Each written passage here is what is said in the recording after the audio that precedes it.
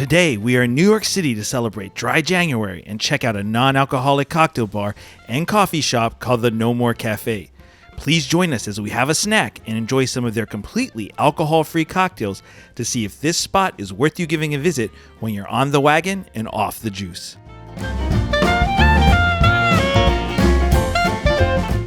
Hello guys and welcome back to the channel. Today we're in New York City's East Village checking out a spot called the No More Cafe.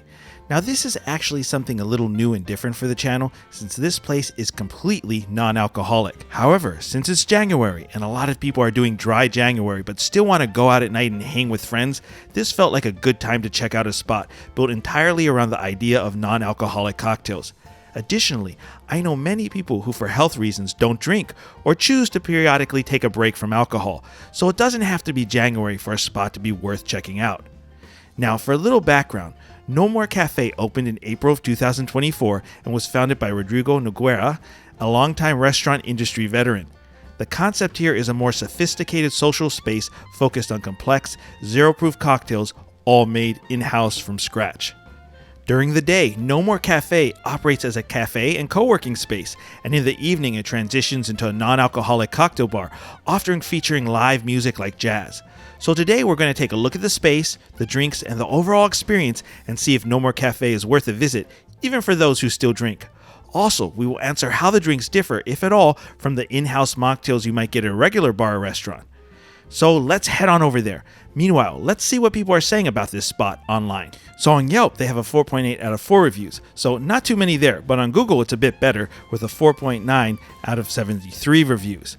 The positive reviews mention that they like the drinks, they like the atmosphere, and also they really like the service, and they talk about the attentiveness and the detailed knowledge and help with the different drink options. Then I couldn't really find too many negative reviews, but I found just a couple, and they mentioned that they didn't like the drinks, and also someone mentions that they didn't think the food selection was good and it wasn't accurate to the pictures they saw online. Well, are the positive reviews correct, or are the negative? Let's head on over and find out for ourselves.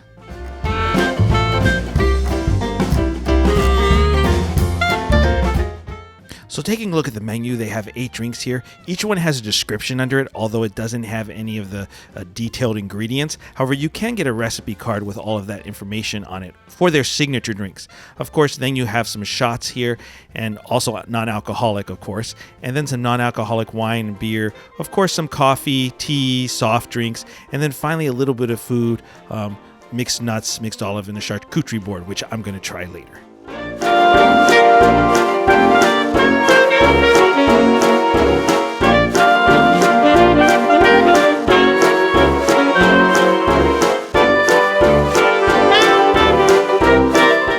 For my first drink, I got the Amber Dream. It was really interesting and not what I expected. Now, what I'm showing you here are all the notes of the drink. However, they actually have a nice little write-out on cards of all the ingredients for their main signature cocktails, which you can see here. I have to say that while I got some of the main notes mentioned, especially the citrus and vanilla, I also got a bunch of different spices and a nice kick of ginger. In fact, the main note standing out was actually clove, and then second, the spiciness of that ginger. Overall, I really enjoyed this drink. It was a really nice slow sipper, and I would order it again. Be warned though, if you don't like clove, this is not the drink for you.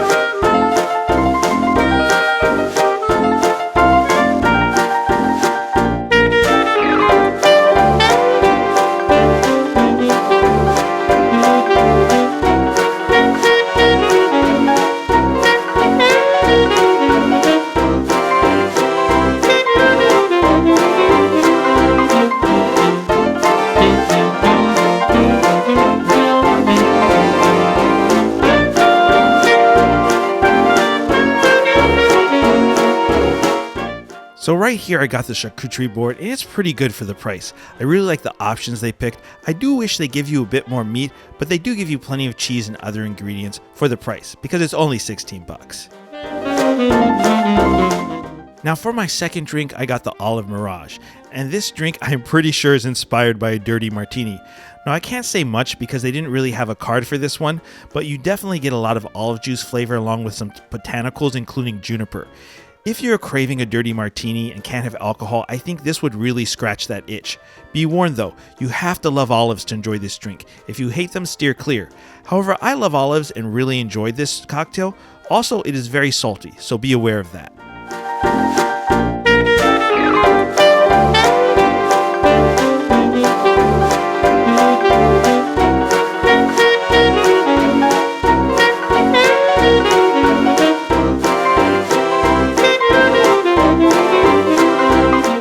So for my final drink, I got the Island Echo, and I really enjoyed this drink. You really taste the lime along with the orange juice. It almost starts out with this key lime pie flavor, but then the ginger and pepper add a touch of spiciness and the cacao nibs add depth. The nutmeg along with the grated lime on top really give you some nice aromatics as well. I really enjoyed this drink, although it was a touch on the sweet side for me. However, I would still order it again. Well, it looks like we're all done, and as we head out and back to the train, we're going to go over the positive, neutral, and negatives of this bar. Well, for the positives, we have service, atmosphere, drinks, and the ingredient labeling. The service is fantastic. They explained each cocktail to me in great detail, discussing the process and the notes, even giving me samples of some of their other cocktails. You really could see the passion for what they do shine through. The atmosphere was also really good. I love the screen they had set up in the back. In fact, they sometimes actually do screenings and movie nights on it. Also, you can rent the space for private parties, which would be really cool because it's such a nice, intimate space, but can still hold about 50 people. Also, the real acoustic piano they have in the corner, instead of a dinky little keyboard, that's a detail even some really good high-end bars fail on, so I really like that. Just the overall vibe is chic and cool, really making you feel like you are at a regular cafe or cocktail bar. Then, of course, the drinks. They are really good, but also unusual and interesting. You actually feel like you are drinking something creative and unique, not just a really good and slightly more complex juice like you get with many mocktails. I also like the owner's honesty when discussing the drinks. He mentioned that nobody can truly replicate Old Fashions or Manhattans or other stirred classic drinks. That's why they don't list the inspiration of the cocktails on the menu. Rather, they just want to give you the feeling you get when having a unique and well-crafted cocktail. That feeling of drinking something that is not just a really good juice or a slightly more complex artisanal soda, but a unique creation just without alcohol, and I have to say that in my opinion, they achieve that. Now for the neutrals, you have food and sugar content. I felt like they could have a few more options for food. Just the charcuterie board and the nuts and the olives was a little sparse, but he did say that they were going to be adding some canned fish to the menu, so hopefully they continue to expand their menu. And then sweetness, these drinks are on the sweeter side with a higher sugar content on most of them, not all of them. The olive martini didn't have any sugar in it, so just keep that in mind, especially if you're trying to lay low on sugar. And then finally for the negatives, and I really only have one negative, and that's that the glasses weren't chilled.